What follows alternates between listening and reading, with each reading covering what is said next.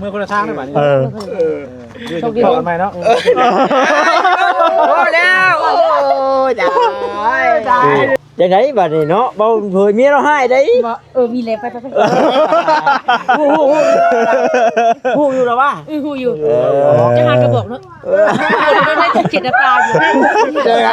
บอกช้าเกินไปบ่บอกช้าเกินไปติโอ้พอแล้วโอ้ย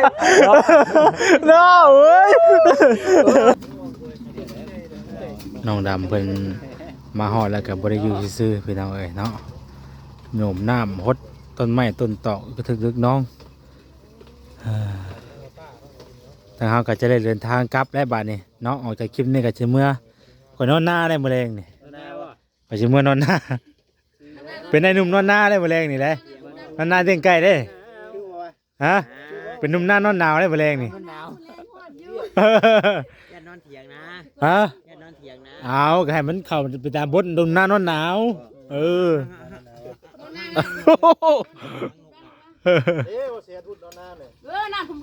น้ำท่วมหลังน้ำท่วมหลังไม่ใช่หัวเสื้อวะมันบ่มีฝน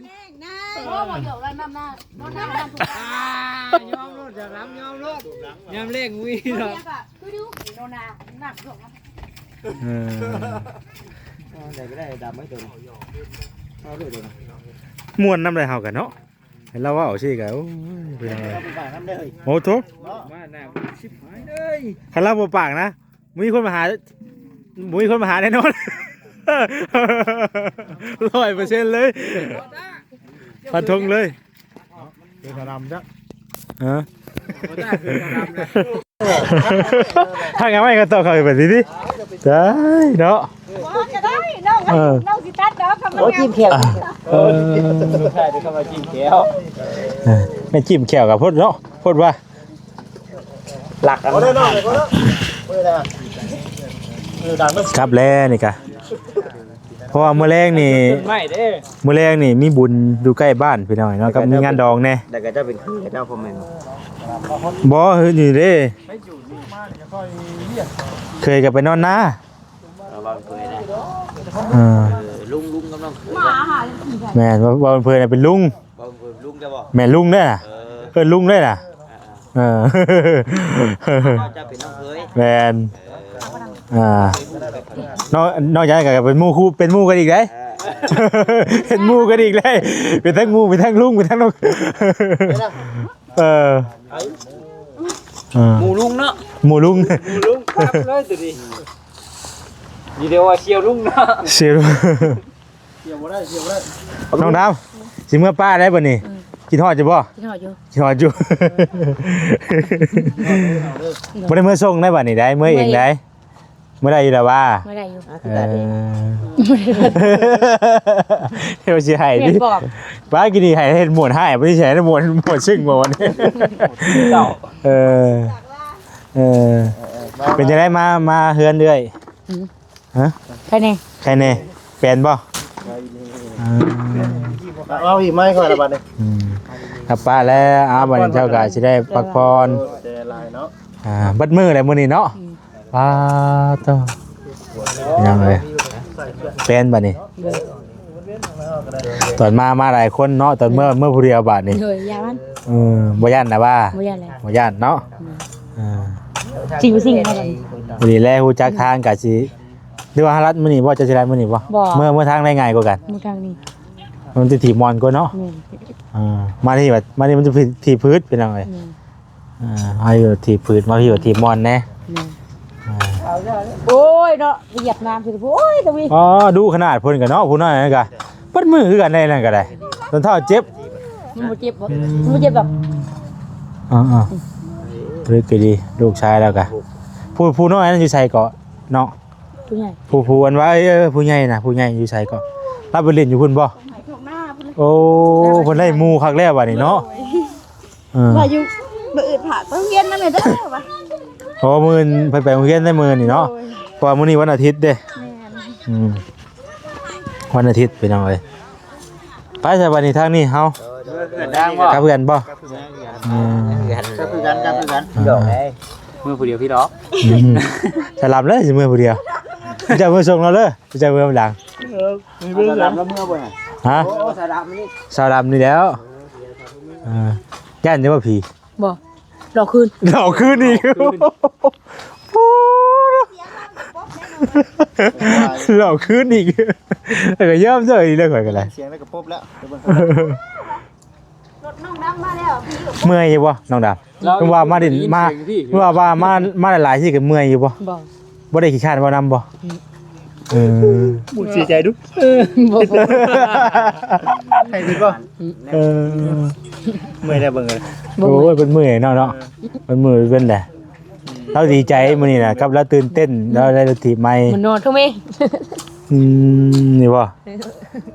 มันนอนท่านะ นี่เลยจะเสียงไงนะ เจ้าน่ะกินฮอดอาจออาจอได้นี่อาจอแปลว่าหมา อะไรอาเกตเพิ่นมาผมจบบ่สลี เอาแล้วข่อยยังว่าอยู่โอ้ยว่า เฮ้ยบ่ได้คือเพิ่น เอาจะเห็นว่าชุกผมมาเสียนที่ก็เลยเห็นคือได้คือ โอ้ยผมผมผู้สั่นผมลำบ่ยาว มาเจออยู่ในสายตาดิ จุ่มไว้ประมาณมาดูบ่าว เป็นลุงเลยเป็นลุงเลยบ่มื้อนี้เป็นน้ำใสเสื้อเฒ่าคนบ่เห็นเนาะ มาดูบ่าว ฮะ มาดู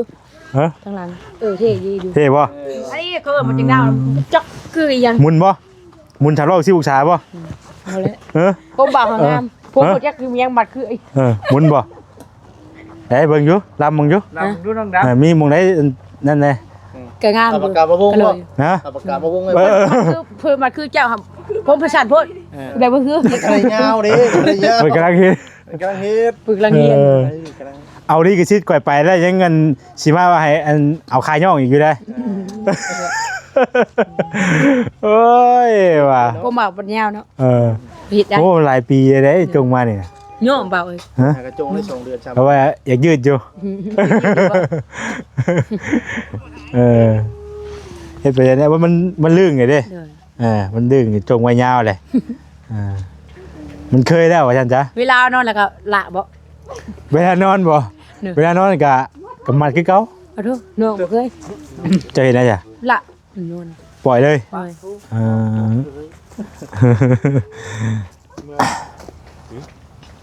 เนี่ยแต่ละมื้อแต่ละวันกับพี่น้องเนาะกับก็แบบต้องคือว่ามันลื่นไงเนาะตื่นมาก็ต้องได้บีพรมบีหยังก่อน ไม้ นะ กับปุ๊กก้อยไปไว้ผู้แนบไว้เอาจับเอาเลยนะดูไปไกล บ้านนี้เราลำแล้วอะไรเด้ ไกลผู้ เราลำแล้วก็สิมันจะสิเมื่ออีกเทื่อติโอ้ย บอกว่าเวียดมันไปไวผู้ ว่าไปว่ามาไว้จะได้ผัวอะไรเป็นตะกี้คือว่าบ่ได้ผัวมันคิ้วว่าพ่อไปแล้วบ้านน้องดำตะกี้ว่าบ่จะได้ผัวเนาะบัดนี้ว่าจะได้ผัวให้หยอกกันนั่นแหละเพิ่นก็ได้เนาะ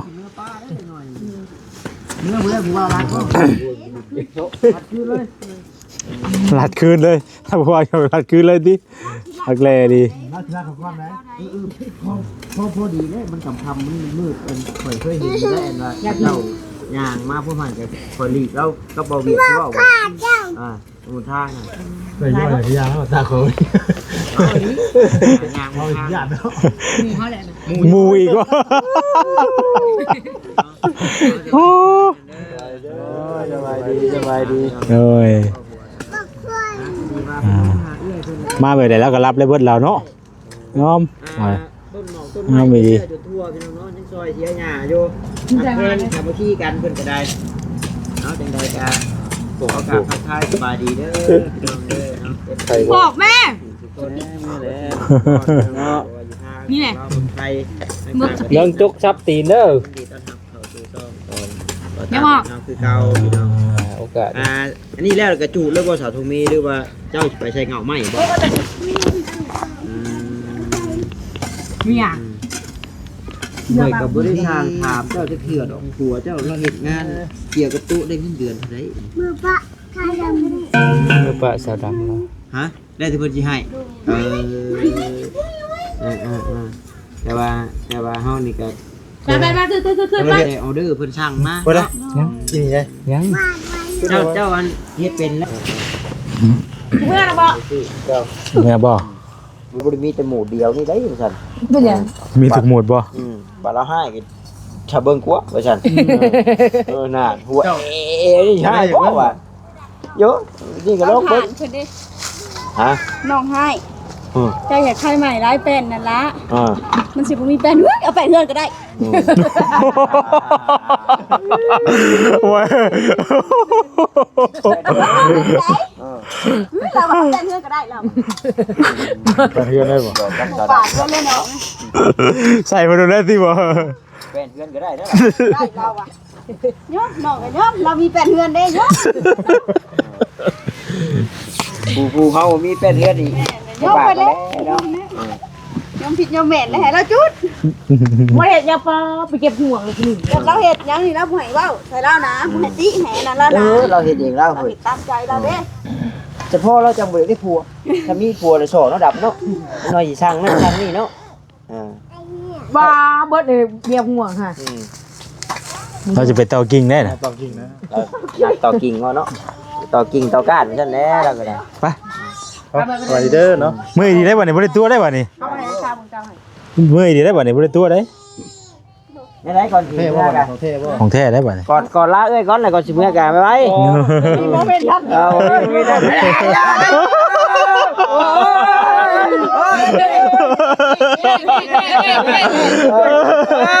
เอาดาบเนี่ย อยู่ว่าป้ายดีได้บ่นี่ไหนโอ้ยโอ้ย อะไรลาป้าได้ไหม ลาป้า ลาป้า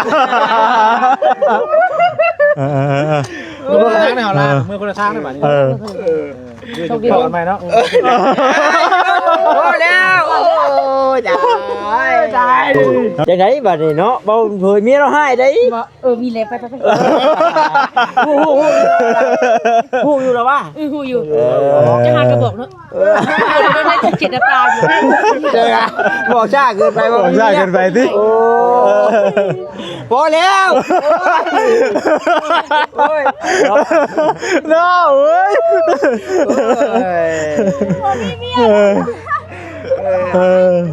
เอาบอก FC บ่อยู่บอก FC บ่อยู่ พอหยอกซื้อ โดยพอได้มวนได้ซื่นพอได้หัวเนาะน้องเนาะว่าหยอกกันไปซื่อเด้อพี่น้องเด้อ น้องเพิ่นดอก คันว่าบ่หยอกกับบ่ได้หัวเนาะ แม่นกับดูว่ากับ เออ ไอ้บ่ได้หัวบ่ได้ขัวก็บ่ได้ให้ ให้แล้ว พี่น้อยบ่หยอกบ่กันไปเนาะดำก็หยอกได้อยู่กันแน่นได้บ่หยอกมาดำคืนได้ คือกูป้างามเลยคุย ไปเด้อน้องเด้อเดี๋ยวว่าแสนกลับก่อนเด้อบัดนี้เด้อโชคดีอยู่ดีมีแฮงเอ้ยมื้อหน้ามื้อไหนว่าแสนมาเด่นทำไมเด้อดีใจนำ เพื่อนผ่านไปกับพ่อแม่น้องนี่ โดยก็สิมาเยี่ยมอยู่โดยมากะน้ำในกะตักเต็มอูเต็มแองเบิดเลยเนาะโอ้โทษคักพี่น้องเอ้ย เอา เสียมื้อนั้นบ่น่ะเศรษฐกามื้อนั้นเลย เมื่อไรไปเจ้าก็ขี่น้ำหน้าไปเลยไป ดูแต่เจ้าเก็บได้ ไปมื้อหน้ามาดิน้ำไม้แล้วต้องรับเด้อ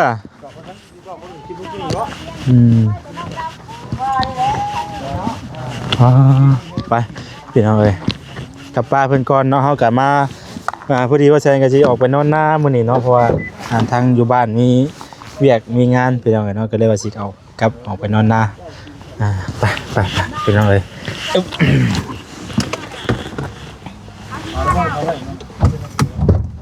ไม่เลยก็ชงบ่พี่น้องเอ้ยเนาะเอาบ่ถือซาน้องดำเพิ่นพี่น้องเอ้ยเนาะเฮาก็เว้าหยอกว่าหัวกันไปเพิ่นก็เพิ่นก็เล่นไปนำเฮาดีนะเพราะว่าเราก็เป็นคนที่แบบว่าล่าเริงแล้วก็แบบว่ามักหยอกคือกันว่าซั่นซะเนาะพี่น้องเอ้ยเนาะบ่ให้ถือซากันเด้อพี่น้องเด้อเนาะบ่ม่วนบ่ซื่นกันไปโตเมื่อไหร่บ่นะ เป็นแล้วหยอกมาจุดทางอยู่เลยนั่นดิ เอาเลยแค่ไหนสิเมื่อไหร่บ่โอเคเอามือจะพอกันใหม่เด้อระวังเด้อระวังรถเด้อน้องเด้อระวังรถเด้อมือเด้อมานี่มือทางเก่าได้บ่นี่โมเมนต์นั้นว่าตอนเจ้าเมื่อต้องขับไปฟังนั้นได้บ่นี่เด้อบึ้งอยู่ฟังนี่คือเก่าบ่นี่โมเมนต์สิว่าฟังเฮาได้โมเมนต์ฟังมากินนี่ได้เด้อ เห็นว่าพี่ทางกันนะ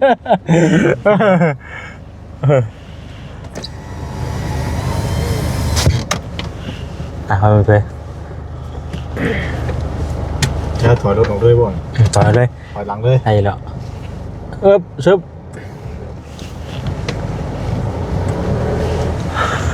แบบมีการแบบเบาหยอกตัวแย่งกันที่กับม่วนได้พี่น้องเนาะ โว้กันเฮา กันเด้ มันแบบว่า กับบ่เมื่อย แบบว่าไทยไปแล้วก็เห็นแล้วบ่อะไรก็เมื่อเลยเด่นแล้วก็บ่ สันในคลิปเนาะแล้วกันเนาะ แล้วก็บ่อยากว่ามวนกันไปแล้วก็ได้ ยอกเราลงท้ายดิ เอาไปยิงได้หลายบาทดิไปดีทางเขาบ่ อีกครั้ง เป็นสีคอนแล้วยุ่งอะไรบาทนี่ นะ คือยุ่งอะไรบาทดิ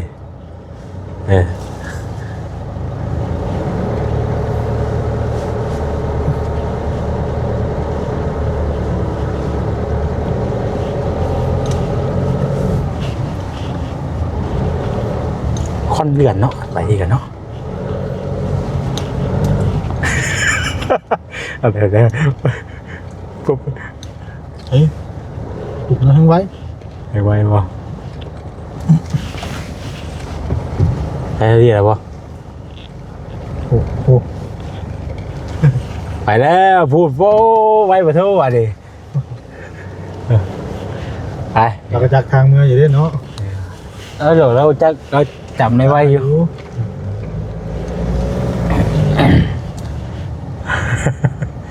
เหรอ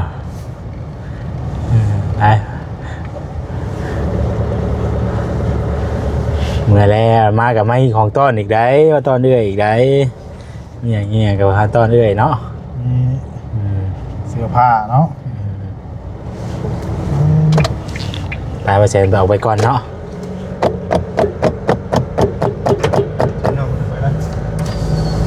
เล่ไปเด้อ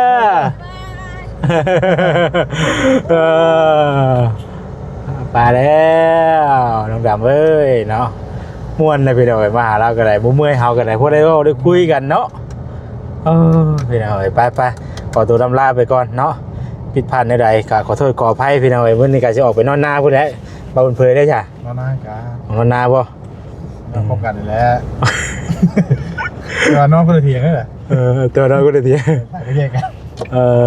มาเชิญกันสิ นอนน้ำกันเราจะไม่ได้ ฮะ น้ำกัน นอนกัน เนาะอยากไปคุย นอนกันมันก็เท่าเก่าแล้ว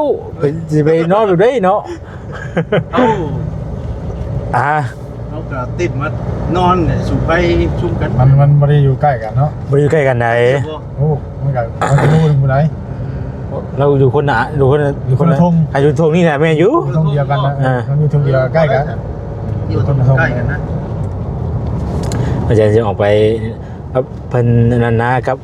บ่บุญอยู่ใกล้นะยังจำหนึ่งไว้ว่าคือนี่เด้งานแต่งงานผู้เบาสดีไปมื้อนั้นเด้ แรงอีกแล้วแรงกับไป เพิ่นงานมื้อแรงหมดดีกว่านี่ได้มือเนี่ยเมนมือ คำว่าบุญนะบ่เป็นหยังบ่บุญนี่เฉพาะบ่บุญนะบ่เป็นหยังแต่ว่าดอกนี่ดิ ดอกข้าว มื้อแรงนี่คือเพิ่นงานแม่นบ่เป็นงานมื้อแรงดิ แรงเปิดตู้นะ แต่ว่ามื้ออื่นข่อยอาจจะบ่ได้ไป ไม่ได้ไป อาจจะบ่ได้ไปนอนนะ ไม่ได้ไปเวียด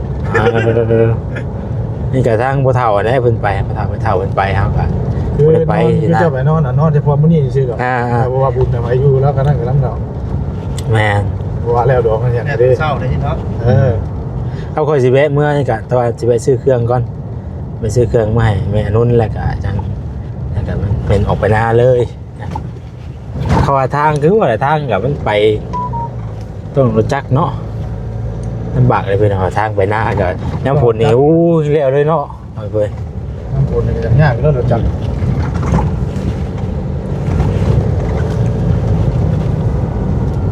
ทางขุดเลย ควบคุมเจ้าไปใส่เนาะพี่น้องเอ้ยเลยก่อนโอเคพี่น้องเอ้ยเนาะบ่คำเรากับเมื่อแหละเนาะเปิดมากอะอันเดียวตอนนึงคือเนาะคือว่าคำ พอไปมาหาน้องเพิ่นก็ทายได้กับเมื่อทายกับเมื่อนะ ปกติก็ว่าเช่นว่าสิไปเวียก ทางบ้านเพิ่นสิมอยู่มื้อนี้แต่ว่ามันบ่ทันมันนะก็เอาไว้เป็นมื้อใหม่เพิ่นแหละพี่น้องเอ้ยเนาะเขาว่าสิไปมื้อนี้ก็ผู้ใดได้มื้อใหม่น่ะสิไปทางพุ่นน่ะแล้วก็ขึ้นมาพี่เลยเดี๋ยวอาจจะเป็นมื้ออื่นนะของเด็กอ่ะมื้อนึงมื้อก็จังอาจจะได้ขึ้นไปอาจจะไปหาเพิ่นอยู่มื้ออื่นไปจากรัดมาพี่เลยโอ้ทางอย่างยากอยู่แท้เนาะ ถูกร้อย บ้านพี่น้องไอ้น้องอยู่ดีไม่แห้งทุกการทุกคนเด้อพี่น้องเด้อถ้าว่าผิดพลาดประการใดก็ขอโทษขออภัยหลายๆพี่น้องเอ้ยเนาะเว้ามวลหัวนัวกันเว้ามวลเว้าชื่นกันไปเนาะ มวนน้ำนองลำ ตั้งกับพาเว้าเลยเด้อ หยอกเป็นนะว่า ไปพี่น้องเอ้ยเนาะขอโทษขออภัยหลายถ้าว่าผิดพลาดใดๆกันเนาะสบายดี